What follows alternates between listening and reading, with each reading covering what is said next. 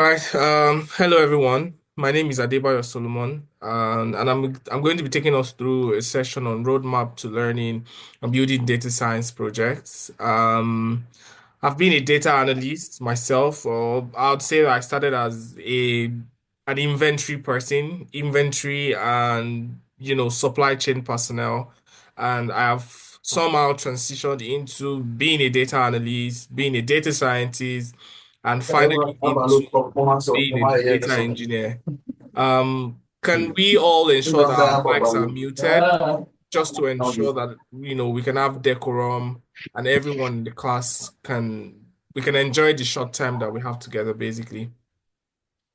Right. So, just a bit of background. Started as, data analyst or inventory person, moved on to being a data analyst, moved on to be a data scientist, and then, settling into being a data engineer. And I think I kind of like it where I am now. And yeah, so this session basically is just to tell us the roadmap to learning and building data science projects. If I were to go back into this journey or start this process again, this session is basically about how I would do it all over again if I had to. Say if I had to go back to 6 years ago, how would I, you know, get into the job market or learn data analysis, or how do I build projects as a new learner, right? I know that we probably have a very inclusive class. Some people are interested in data science, other people are interested in data analysis. I also know that a few other people might already have, a bit of technical background in terms of how to use the tools. You're just looking for, a bit of a top up or cake on the icing on the cake for you to understand how to move on to other things after learning. Um, just to be sure, it's a combination of the two, right? So this you can see it as data analysis or data science. I should have put like a slash to say data science or data analysis, but it's the same thing, and I'm going to be talking about both, if that's okay, right? So I'll just move on. Please let me know if you can see my screen. Can we confirm that we can see my screen? Yes, yes. Yes, we All can right. see I it. can. Yes. Fine. Right. So one of the things that I think I'll take a session on question and answer. So if that's okay, so that we don't have, to do so much question answering before the end of the session. But we'll take time to ask questions once the first session of the class has ended.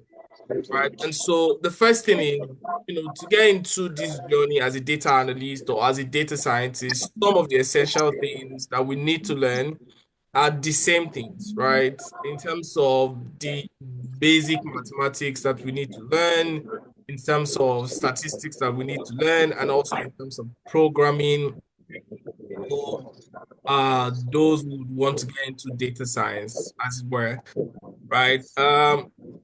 One of the most important things that we'll probably need to learn as a data analyst or as someone transitioning into data analysis or data science is, basic maths. What kind of basic maths? For you as a data analyst, the kind of basic maths that you need essentially is just, simple board mass, division, multiplication, just essential things like basic mathematics, division, multiplication, brackets, because you need all of those things even as you use your function in Excel or in SQL or in whatever tool you have chosen to explore. All right, but if you're going into data science, you might need to learn a bit of calculus, you might need to learn a bit of, linear algebra as well, because a lot of the things that we actually learn in data science, a lot of things that we actually do in data science is built on the structure of, on the foundation of linear algebra or calculus, right? So if you're going to get into, the core of data science, you might want to, have a bit of background in linear algebra and calculus. Maybe not Maybe not so much if you're just not really going very deep into it, but it's always good to have a bit of an understanding of what's actually going on behind some of the models that we work with. And also in terms of statistics as well, one thing that really helped me to take my data analytics skills to the next level, especially working in an organization that, does not just want you to do dashboard, they also want to know why some of the things that they are seeing on the dashboard, have resulted in what, they've become, right? So it's important that you also pay attention to Too much, too much, things like probability, things like distribution. Um, Please, would you try explaining the assignment of the last question too? I'm not sure. I don't think I'm aware of the question that was done, but there's going to be another session after this. So when we come back, maybe we can talk a little bit about that. Um, and then also either Python or R. For me, I was talking to one of my friends today how it's such a struggle for me to switch back to Python, right? So I started learning Python at first, but I just think, I don't know, for some reason I didn't learn it. I didn't find learning Python very easy. And so somebody said, "Oh, just try R." And I picked up R and it was so easy for me to pick up R. And so I'll be joining a new team in a couple of weeks, and we're going to be extensively working in Python. So I was having a conversation with somebody who already works on the team that, oh, I'm struggling with, getting back to Python because I've always used R all my life. So I think that it is better for you to just, pick any of them and stick with it. But if you had to pick anyone, I would encourage you to pick Python because it's a bit more universal. You find more people using Python than you do with R, right? And then another important thing that we should, talk about with respect to learning and building projects in data analysis is there are four major things that we need to learn. Of course, there are a lot of tools. There's so many tools that we can learn. But four major ones: Microsoft Excel, Power BI, SQL, and Python. I mean, Pandas is just here just to say that this is probably one of the most important libraries that you need to learn, and then you can start to build other layers on top of that. But Power BI or some other people might explore R. Some other people might explore Tableau. I beg your pardon. So again, trying your hands out on any of those and just exploring the one that resonates with you more in terms of which one you're able to learn better, right? There's another slide that talks about, you know, R is just like a programming language, just like Python. It's actually very, very lovely. That's what I use. And I think that you should try to, just check it out after the session. Um, it's actually a very, very nice programming language as well. Um, then one of the other things that you probably need to do again is once you learn some of these tools, you don't need to learn everything. I started with Excel, and then my first job as a data analyst, I had the opportunity to work with Power BI because my manager uses Power BI, and so because of that, I had to learn Power BI as well. And so it's and then from there, I moved to another company where I had to use Excel, I had to use SQL as well. So basically, it's just about, some of the tools that you can pick up. But for me, if I had to start again, I'll start with Excel. I'll learn the functions in Excel and learn pivot table in Excel. If I learn some of the functions in Excel, in some other slides in front, I'll show us those essential functions that we need to learn if we want to explore Microsoft Excel as a tool for data analysis, right? Also learn how to use pivot table is very, very important if you're going to be using Microsoft Excel. As far as Power BI is concerned, it's very important, learning how to do data storytelling, how to create dashboard, how to present information within your data in a very visually appealing way. SQL essentially is just like a structured query language that helps you to communicate with a database, right? Then one other thing that you will probably be doing as a data analyst is exploratory data analysis. And what does this mean? This is just a way to understand the state of things within a data set. So an example would be you have a company and you've made sales over a period of 1 year. And so you're basically doing exploratory analysis if you are looking at, oh, what product did people buy more? What location do we have more customers? Do we have more female customers than male customers? One period of the year did we have more customers buying? What product did people buy more? What time of the year did we have a particular product selling? So basically, understanding the state of your present data set or understanding what is going on within your data set or within the business at a particular point in time is what exploratory data analysis, basically means. And it has to do with a lot of data cleaning, which is more like you're just working on the data, trying to ensure that the data is consistent. That's what data cleaning means, basically, ensuring that the data is consistent and it is easy to work with. And it also requires a lot of that, visualization. It might be scatter plots, it might be bar charts, it might be line charts, whatever kind of charts you're looking at. And then Yeah. you can then talk about interpretation, meaning that after doing all the visualization with the data, you can then make you can yeah, you're going to get I believe that you'll be able to get the slide, then you can then work with the data, right? So if I also open this, I added it is a part of the slide. I think it Oh, take you to a sample dashboard that I personally worked on. I'll also see if I can show us my portfolio before the end of the session as well. So this is an example of a form of exploratory data analysis which I did a while back. And it basically has like a dashboard that shows a business that sells bike, and I've analyzed the data and then I've published the data to the web, which I can share with, potential recruiters or potential employers to show that I have really been practicing or I know how to use um data analysis tools, right? Any question? Any questions so far? See if we can take one question. Okay, none. So I'll just move on.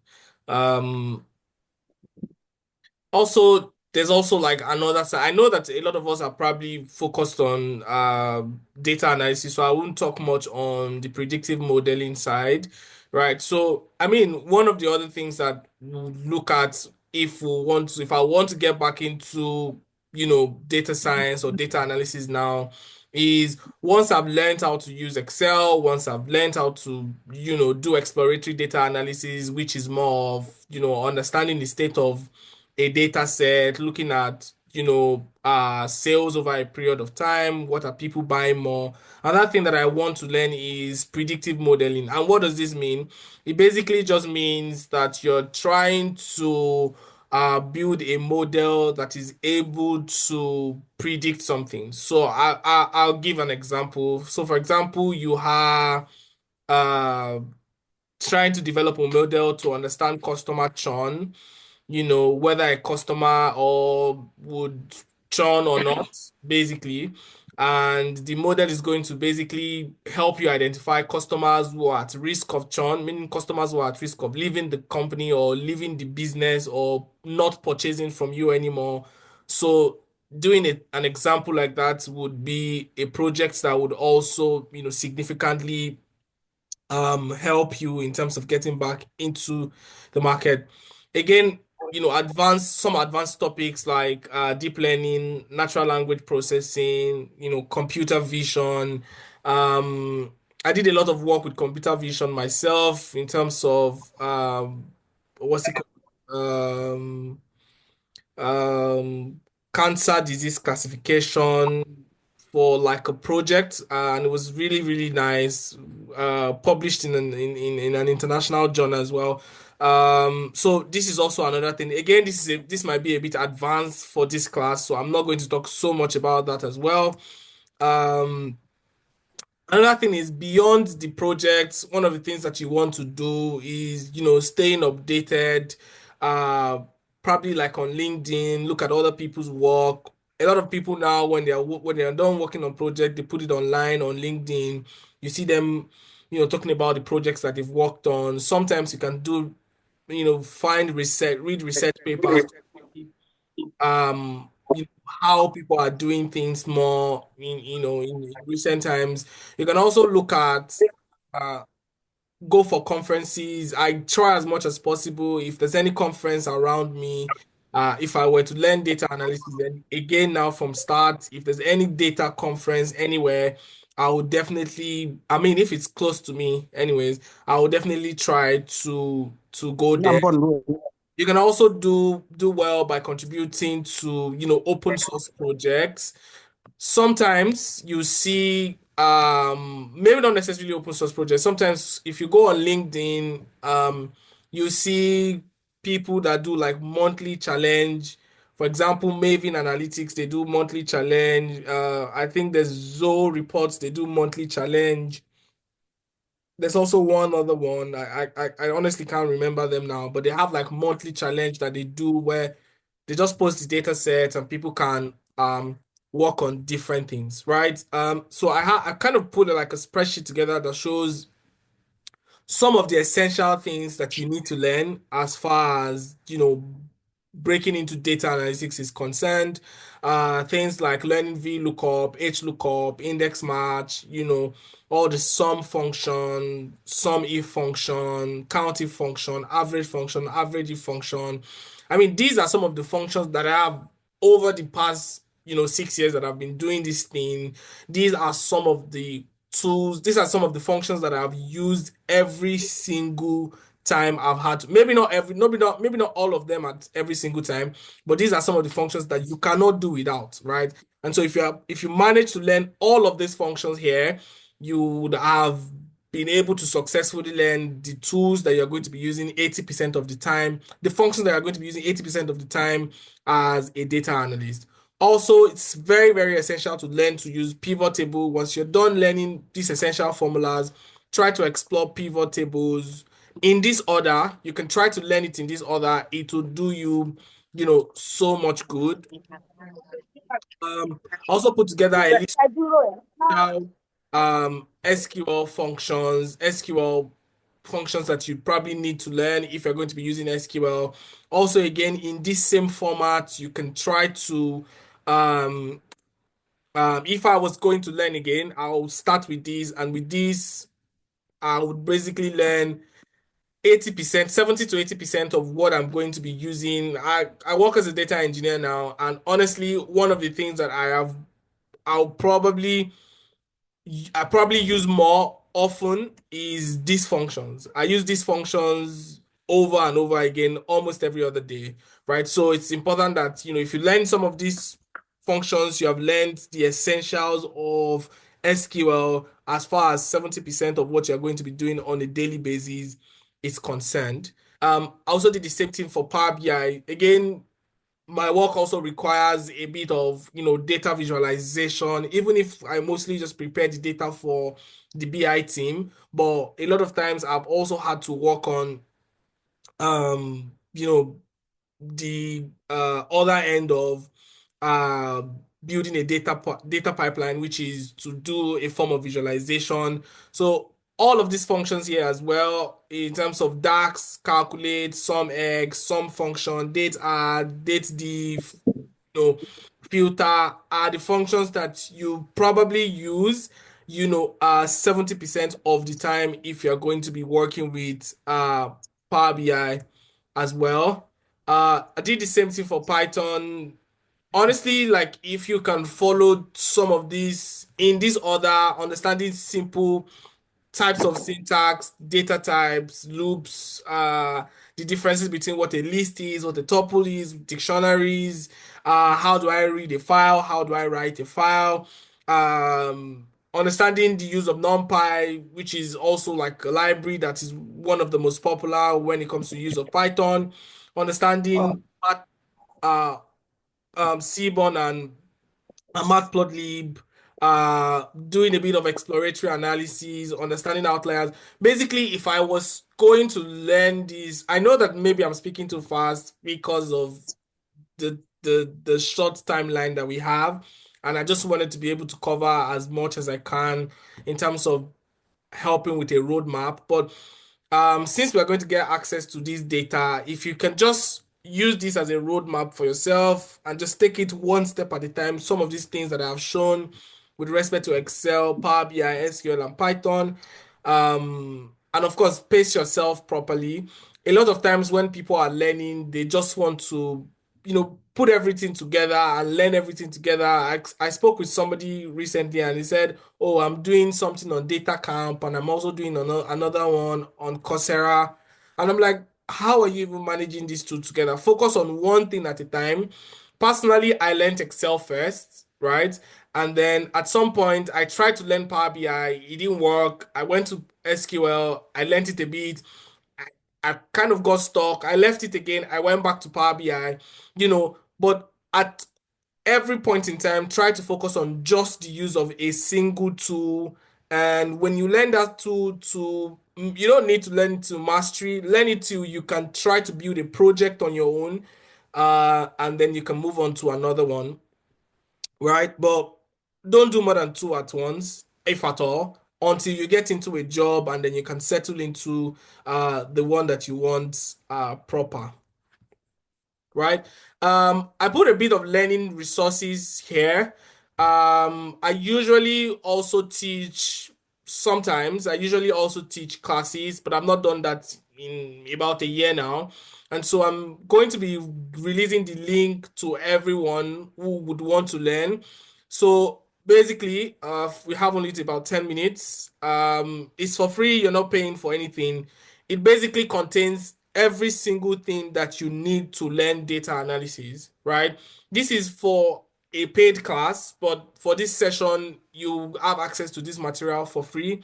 This material I have used to teach over 1,500 people across the world. And this is not to maybe hype it or make it look like, oh, this is something that I've used to teach a lot of people. I also work as a faculty in an international business school, and this is another tool that I have also used within the school as well. So I can promise you that if you can stick with this particular outline, again, it's also building from some of these things that I talked about in my previous slide. If you can stick with this, it's a Google Drive link. I'll just open it. If you click on it, it takes you to three different folders.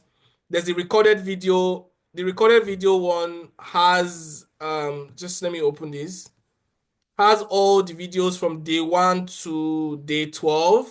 If you can stick with this session for it has SQL, it has Power BI, and it has Excel. Start with day 1 and just take it one step at a time. Watch all the 12 videos.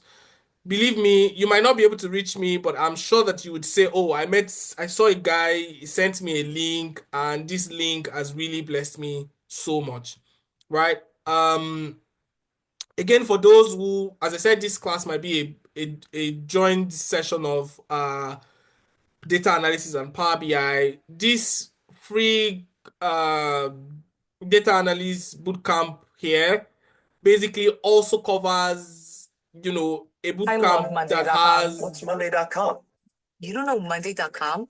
sorry, a bootcamp that covers the essential videos that you also need. So you can pick, it depends on what roadmap you want. You can pick either this one that has Excel, Power BI, This and is SQL. Monday.com. It's Sorry the about that. platform that helps us run our work and collaborate.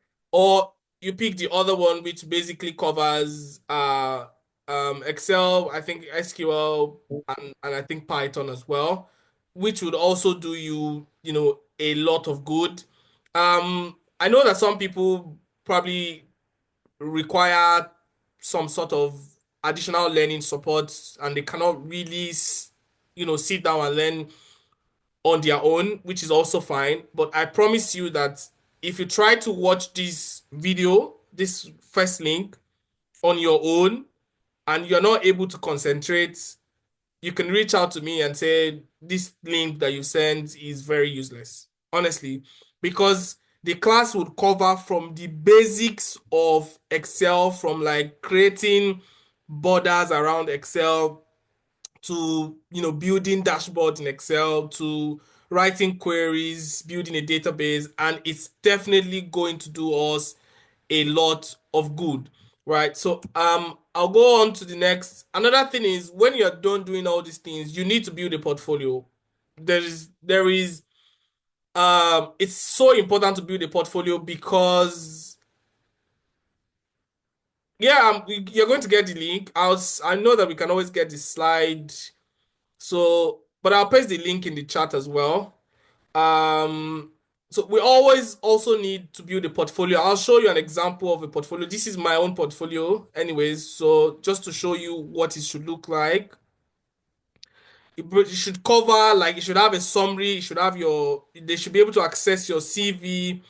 It should also contain your maybe certifications, the tools that you can use, and it should also contain links to some portfolio projects that you've worked on. For example, if a recruiters should click on this link now, it takes them to a Power BI project that I've worked on.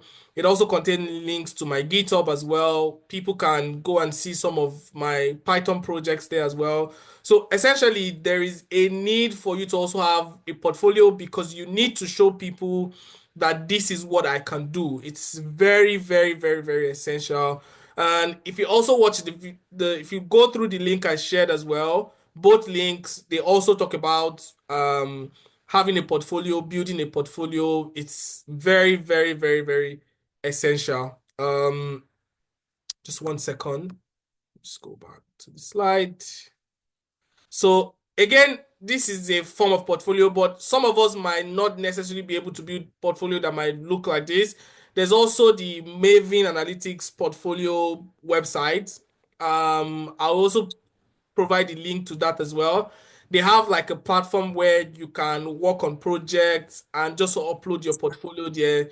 You see a lot of interesting portfolios that you can take a cue from. This is a very nice template. For example, somebody worked on it, somebody from another I wonder where this person is. So different people from different parts of the world showcase their portfolio there, and you can share the link with a recruiter. All you need to do is just to create my portfolio, register, and upload your projects there for recruiters to see. I know that this link is probably ending, this meeting is probably ending in less than 5 minutes, and so we can rejoin again. Again, I'm sorry, this was kind of a rushed session. When we come back, oh, this is the last slide, yeah. When we come back, I can take a few questions and maybe we might be a bit more relaxed. But I think that I've really covered the essentials. If I were to get back into learning data analysis now, these are the things that I would learn. You don't have to learn everything.